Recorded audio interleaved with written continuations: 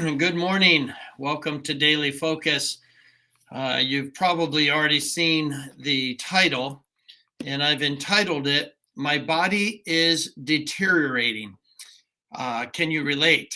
Do you understand what I'm talking about? In other words, the things that I used to do, I don't do them anymore, um, at least not at the same level nor at the same speed. And most of us we joke about it, but we understand that, boy, these bodies become more and more limited because they're passing away. And when we get to Second Corinthians chapter 5, it really reinforces that fact. Because of that fact, the Bible says that as a Christian acknowledges that, he becomes excited about what is coming. And I really believe that part of the excitement about what we have coming in a new body in heaven is is expressed in this gratitude that I have a body that's going to be perfect, and this body that hurts, this body that is weak, this body that is passing away and becoming more frustrating. It's becoming a little bit sometimes fearful and in its limitations.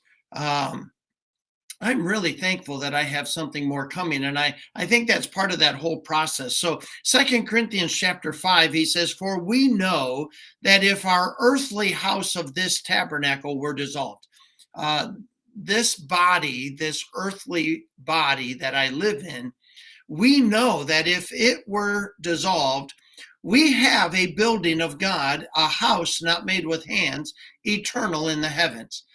Now, I'm not exactly sure what heaven is like before the rapture. I have ideas, and this is a passage that I have used in my own thinking and in my own mind to help me understand it better. But I do not believe that people in heaven are these spirits floating around on clouds. I don't believe that. I don't believe that they turn into angels. There's no scriptural basis for that.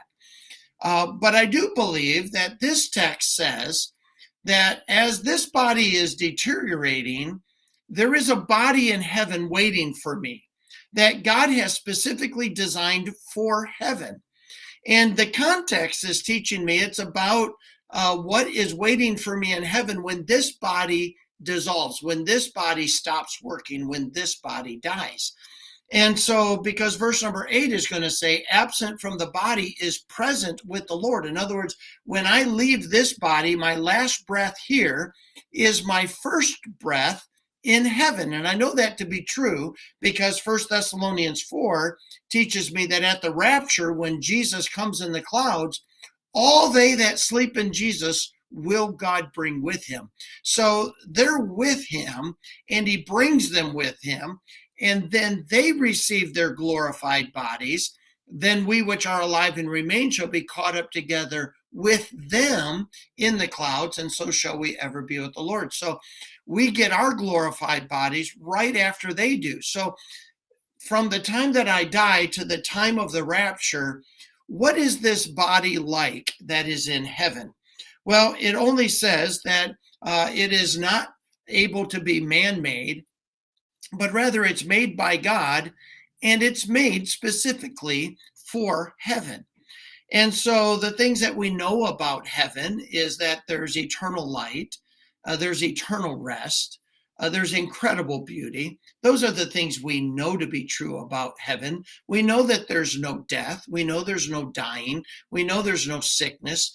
We know that none of that stuff is in heaven. And so this body that is made for us in heaven is not subject to all of those things that earth has influenced our bodies with and affected our bodies with. It's a body God made specifically for heaven. And so verse number 2 says, For in this we groan, in other words, in this body we groan, earnestly desiring to be clothed upon with our house, which is from heaven.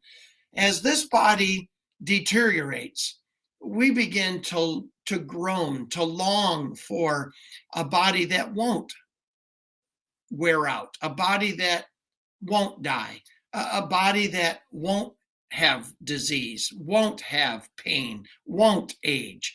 We begin to look forward to that body because we're living in the reality of this one, and it's not always all that attractive. So he says in verse 3, if so be that being clothed, we shall not be found naked, so there's never a time you don't have a body. So you go from this body immediately to the body in heaven. For we that are in this tabernacle do groan, being burdened, not for that we would be unclothed, but clothed upon with mortality, that mortality might be swallowed up of life. So here's the picture. We're not looking for the first ticket out. People are not looking to die just to get to heaven and get a new body. While we're living in this body, we recognize the mortality of it, the harsh reality of the fact that it's deteriorating and will eventually die and wear out. But we're not looking for the first ticket out, but we do recognize that. And then he says, the one who has prepared us for this time of transition, not only the time that we're here in this body, in this wearing out body, is God. He's prepared us for this reality, and he's prepared us for the truth that we have something great waiting for us. And then he says, we walk by faith, not by sight. In other words, we believe these things because God has said them. And then we get to verse number 8, where the Bible says, we are confident, I say, and willing rather, to be absent from the body is to be present with the Lord. And that is an amazing truth. And so we could be depressed, and we could weep over the fact that my body is deteriorating. But I'm not going to do that because I know God has prepared me for the reality of a deteriorating body. But he's also taught me of what I have coming, and that is a body he's made for heaven that is going to be amazing, and it's not going to be affected or influenced by the sinfulness and the effects of sin that I have to deal with here. And what a day that will be. I hope that's a help to you. I look forward to seeing you again tomorrow, and God